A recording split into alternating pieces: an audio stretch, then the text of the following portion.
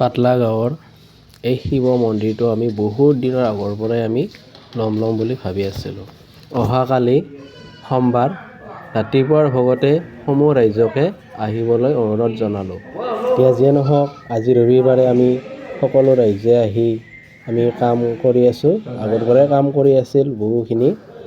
এতিয়া সকলোৱে হাতে কামে লাগি আছে। যিয়ে নহওক মোক এটা ভিডিঅ' বনাবলৈ দিলে, মই বনাই দিলোঁ। যেন সকলো আহি কিনে আমাৰ পাতলা গাঁৱৰ শিৱ মন্দিৰত আহি উপস্থিত হয় ৰাতিপুৱাৰ ভাগতে। যিয়ে নহওক 8টাৰ আগতে আহিলে বেছি ভাল হয়। ৰাতিপুৱাৰ বহুত কাৰ্যসূচী আছে। ভিতৰৰখিনি মই দেখুৱাম এতিয়া। যিটো শিৱলিংগ বহাব সেইটো বৰ্তমান চাফা কৰি থকা হৈছে। এনেকৈ ধুনীয়াকৈ চাফা কৰিছে।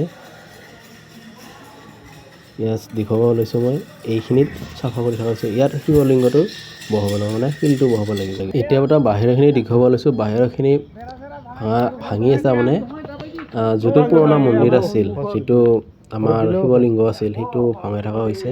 মানে ঘৰটোৰ ওচৰতে হয়তো সেইটো আমাৰ অসুবিধা হ'ব পাৰে। সেইটো কাৰণে বেৰা চেৰা টিংপাত ভঙা হৈছে। ভাঙিছে যদিও আমি সেইটো ৰাখিব লাগিব। ইয়াত আছিল পুৰণা মন্দিৰটো, এতিয়া ভাঙি থকা হৈছে। তাৰপাছত আমি নতুন মন্দিৰটোত অহাকালি সোমবাৰে নিম। যে নহওক এইটো ভাঙিব লাগিব, তাৰ ওচৰতে হয়, আমাৰ অসুবিধাও হয়। গোটেইখিনি ভাঙি দিব নোৱাৰোঁ, তথাপিতো সেইখিনি জেগা ওচৰত কিলে আমাৰ কিবা ৰাইজৰ অসুবিধাও হ'ব পাৰে।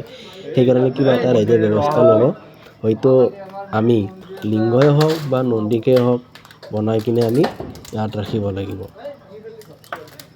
গতিকে গাইজ, মোৰ ভিডিঅ'টো আজি এইখিনিলৈকে। ভিডিঅ'টো সকলোৱে শ্বেয়াৰ কৰক, সকলোৱে গম পায়।